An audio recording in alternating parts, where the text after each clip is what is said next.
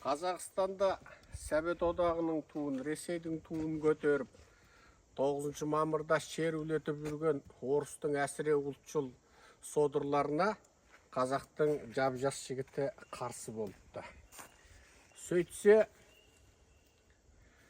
әлгі жігітті әлеуметтік желіде мыңдаған жұрт, мүмкін 100 мыңдаған қазақ, айналайын батырым, міне ұлттық қауіпсіздіктің, полицияның істейтін мына жалғыз өзі істеді, керемет екен деп әгіні қолдап жатыр. Ал ең сұмдығы, оны Қазақстанның билігі тұтқындап, әкімшілік жаза қолданып, оны қамап тастапты. 15 күнге ма, бірнеше ай ма білмеймін, қамап тастапты. Әкімшілік жаза қолданды. Енді қара. Орыстардың Совет аңсайтыны, Путиннің тіпті Совет одағын қалпына келтіру сияқты сасық арманы бары, орыс әсіре ұлтшылдарының мемлекеттік медиаларда біз Қазақстанды, Орта Азияны жаулап аламыз деп құтыратыны, тіпті Жириновскийдің қазақ мемлекеттілігін терістегені, Назарбаевтың менен бұрын қазақта мемлекет болмады деп біздің 5-8 мың жылға созылатын ұлттық мемлекеттік тарихымызды қорлағаны, бұның барлығы қазақтардың есінде болуы керек. Анығында қазақтар бір нәрсені түсінбей тұр. Тура осы жігіт Ресейдің, Совет одағының туын көтеріп жүрген орыс сеперлеріне, орыс бөлшектеулеріне қарсы тұрғаннан әлде қайда бұрын Путин өзінің кесік құлақты таңбалы құлы Тоқаевты шақырып алып, Мәскеуде келісім шартқа қол қойғызып тастады. Ерінбесеңдер барып қараңдар, іздеңдер. Онда қандай келісім шартқа қол қойды? Онда екінші дүниежүзілік соғыс, яғни аталмыш Совет айтатын Ұлы Отан соғысының ескерткіштерін қиратуға болмайды. Оның тарихын Ресей тарихшылар жазғаннан, яғни Совет орыс ұлтшылдар жазғаннан бөлек бағытта айтуға болмайды, жазуға болмайды.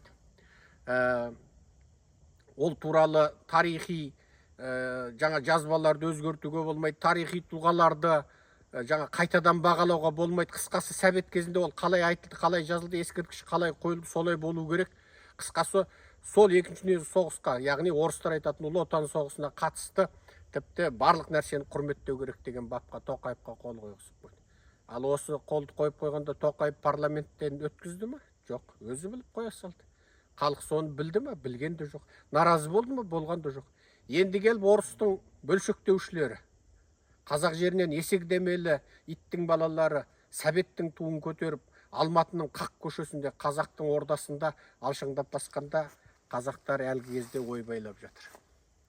Тіпті сол жігітке араша түсіп, ол жігітке бостандық бер деген адамда болған жоқ. Не челленджі жасалған жоқ. Қазақ батырмай деді, болды, қойды. Бейне тура Алтынбек өлгенде ойбай деп, иманды болсын деп қазақ істі тындыра салғандай. Заманбек өлгенде де ойбай арысым ай, иманды бол деп құтыла салғандай. Дулат өлгенде де, Арон өлгенде де қазақ сөйткендей, сөйтті де ой батырмай мықты екен деді де қалды.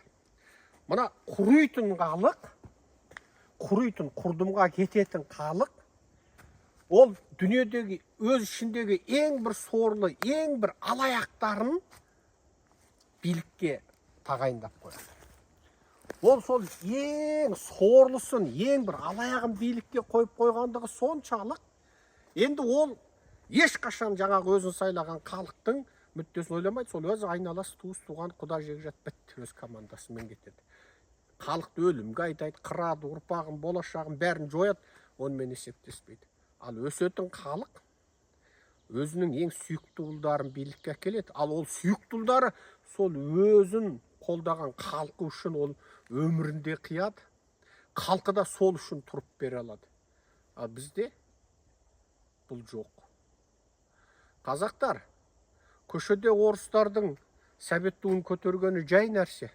Бірақ осының барлығының қайнары қайда жатқан ойлаңдаршы. Әбден оқиға болып, бір жігіттердің ортасында ғана бейнеленгенде әлеуметтік желіде Батырсынбай Тоқаев әлде қашан қол қойып тастаған кезде ойлау керек еді. Ендеше Путин неге жанталасып жатыр? Неге Тоқаевты әкеп мәжбүрлеп сондайға қол қойғызды? Ал Тоқаев ол құлдың баласы, ол Путиннің басы байлы иті болғандықтан қой дегенде қоя салды қол. Неге? Оның жанын сақтап қалған Путин. Қаңтарда қазақ Тоқаевтың қолын қол бұтын бұт қалатын еді, оның жанын сақтап қалған Путин. Сондықтан ол Путинді Құдай деп біледі. Енді қараңдар. Латвия, Литва, Эстония барлық советтік ескерткіштерді қиратып тастады. Латвия, Литва, Эстония Балтық елдерін атауға қосылды. Ол алдыда совет кезіндегі басқыншылардың бәрін ұлт жауы деді. Орыс не істей алды? Дым істей алған жоқ. Арылып жатыр, шындықты айтып жатыр. Екінші дүниежүзілік соғыстың шындығын, Сталиннің қандай қанішер болғанын, Латвия, Литва, Эстонияға, Шығыс Еуропаға қандай зұлымдықтар істегенін айтып жатыр, жазып жатыр, білдіріп жатыр. Тіпті мына тұрған Польша, Румыния, Чехословакия, Югославия, Сталиннің Гитлерден арман адамзатқа қарсы қылмыс жасаған оқулықтарына дейін енгізіп қойды. Ал біздің президент аталмыш халық сайламаған шын мәнінде Путиннің адал құлы барып, сол советтік тарихты сол күйінде қалдырамыз, құрметтейміз, өзгертпейміз деп отыр. Міне. Ал қараңдар. Американың Совет одағының, Американың Ресейдегі елшілігінің сайтында тұр ағылшын тілінде. Совет одағына Америка 11,3 миллиард доллар көмек, бірдеңке миллион киім, бәленбай мың танк, түгенбай мың ұшақ, бәрі сан цифры тұр. Жазған, Сталиннің маңқасы ағып отырып, рахмет, Америка болмаса жеңе алмайтын едік деген хатына дейін жариялап отыр. Хрущевтің сөздері де бар. Ал шын мәнінде Совет одағы сол неміс фашизммен бірдей фашистік жүйе, ал қазақтар сол фашистік жүйені қалпына келтіргісі келетін Путиннің басыбайлы итіне әлі құл болып отырмыз. Шындығы осы. Ойланайықшы қазақтар. Мына зұлым Тоқаевты және оның командасын құртпай, ешқашан бақытты болмайсыңдар. Ұсақ түйек мәселенің беткі жағын емес, түпкі тамырына қарап, Құдай берген тәуелсіз мимен тәуелсіз ойлануды үйреніңдер.